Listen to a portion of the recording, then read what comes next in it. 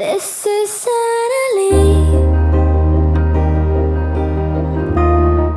Just right what I needed. Hey loves, it's Belinda Selene, and today I'm going to share with you guys my traveling journal. I told you guys in my last video that I really wanted to start one just to capture all of those little details when you're traveling and what you felt at that moment, because you can't get that from pictures or video. So I really wanted just to write them all down. I used to have a diary when I was like 10 years old, and I love looking back at it and reading it because there's a lot of things that I don't remember that happen from day to day. So I'm going to show you guys what I have inside and give you guys some tips on how to keep inspired and just ideas on what to include.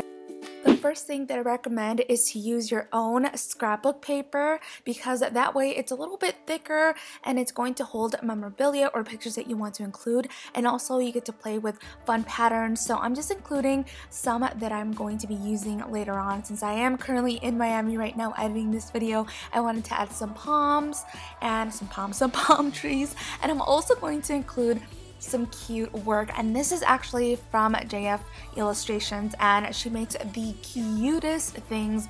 She also has an Etsy shop, so I'll have a link down below where you guys can find like her stickers, her bookmarks, and all the cool things that you can do with her illustrations.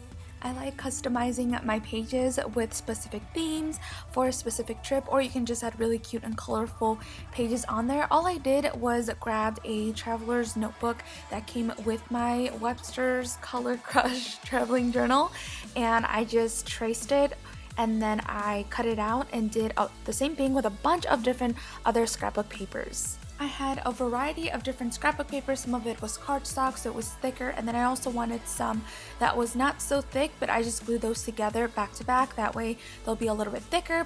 And also made sure to include some artwork from JF Illustrations.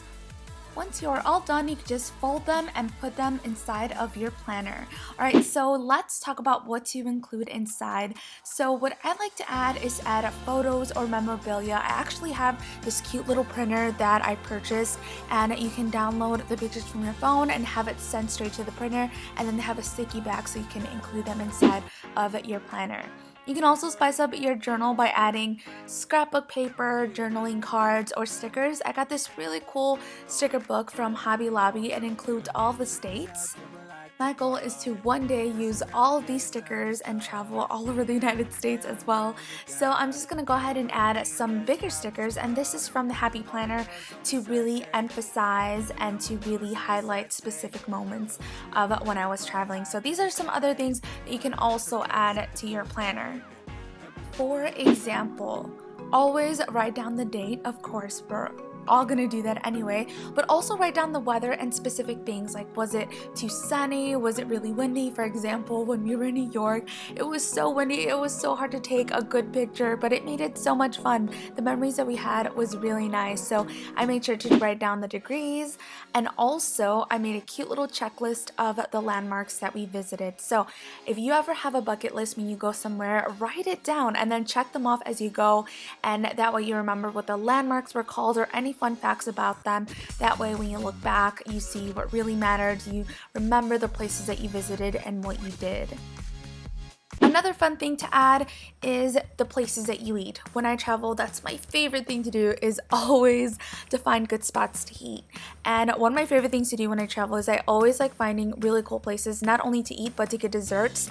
I have the biggest sweet tooth in the world, so as soon as I get there, or even before I go on my trip, I always try and find the coolest spots for desserts. We really wanted some hot pot food. Asher calls it Korean barbecue, so we found it on Yelp, and I'm starving. Because most likely you're going to forget where you ate or what you ate in general, and of course you want to make sure to write them down in case you return someday, or if someone is asking for suggestions, you are super cool and you know the coolest spots to eat.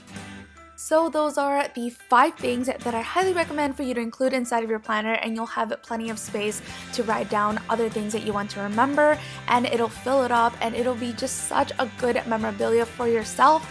And I really loved it and just enjoy writing in it now. So hope you guys like it. Let me know if you guys would want to see more on this traveling journal, and I would love to know if you have one too. I'll talk to you guys next time. Muchos besos. Mwah.